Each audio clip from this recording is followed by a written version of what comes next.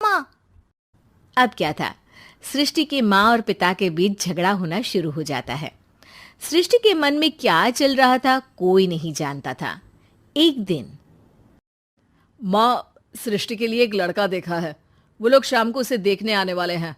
और हाँ माँ, एक खुशखबरी, मैं और पापा मिलकर एक नया बिजनेस ट्राई कर रहे हैं। शाम को लड़का आता है, सांवले रंग का। सृष्टि को तो बिल्कुल भी पसंद नहीं आता।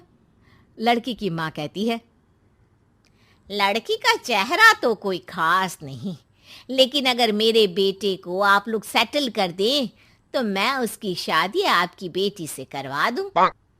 सृष्टि को लड़का बिल्कुल पसंद नहीं था। उसे भाई पर गुस्सा आ जाता है। लड़के वालों के जाने के बाद कहती है, माँ देखा, शीनू मेरे लिए कैसा लड़का लेकर आया। न दिखाने लायक न सुनने लायक, सेटल भी नहीं, वो भी हम करे। अरे माँ, मैं जानती हूँ ये मेरी शादी किसी भी घर में क्यों करवाना चाहता है। अरे, कैसी बात कर रही है बहन? तूने तो देखा ना, लड़के को मैंने ही मना कर दिया तुझसे शादी के लिए। जिसने लड़का बताया था उसने उसकी बहुत तारीफ की थी। बात आई गई हो जाती है, लेकिन सृष्टि का मन शांत नहीं होता। क्या करूं, कुछ समझ में नहीं आ रहा। मेरी शादी हो गई तो ये लोग पूरी प्रॉपर्टी शीनू के नाम कर देंगे। मेरे हाथ तो कुछ लगेगा ही नहीं। तभी सृष्टि को आइडिया आता है। वो किसी वकील को फोन करती है। जी देखिए, अगर आपके मम्मी पापा का तलाक हो जाता है तो आपके पिता की आधी प्रॉपर्टी आपकी माँ के नाम हो जाएगी। फिर उसे वो किसी को भी दे सकती है। सृष्टि अब माँ को बेटे के खिलाफ भरती है। माँ, शीनू पर नजर रखा करो।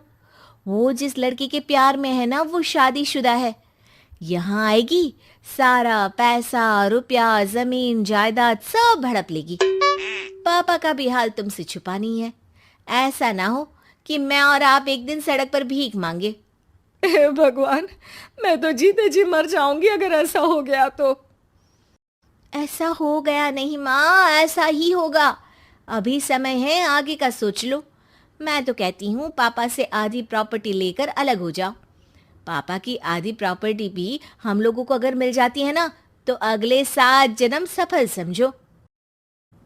बेचारी माँ बेटी के कहने पर पति से तलाक लेकर अलग हो जाती है।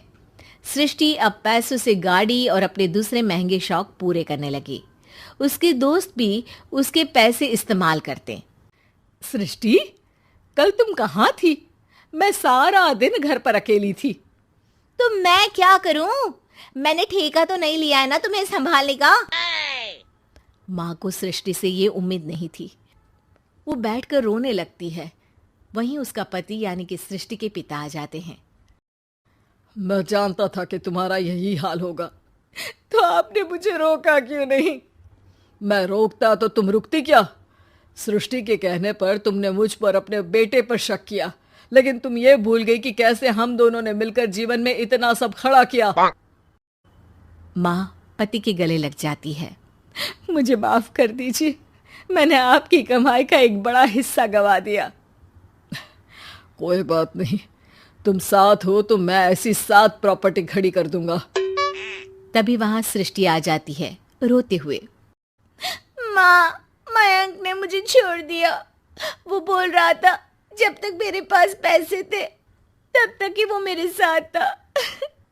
पापा, माँ, मुझे माफ कर दीजिए।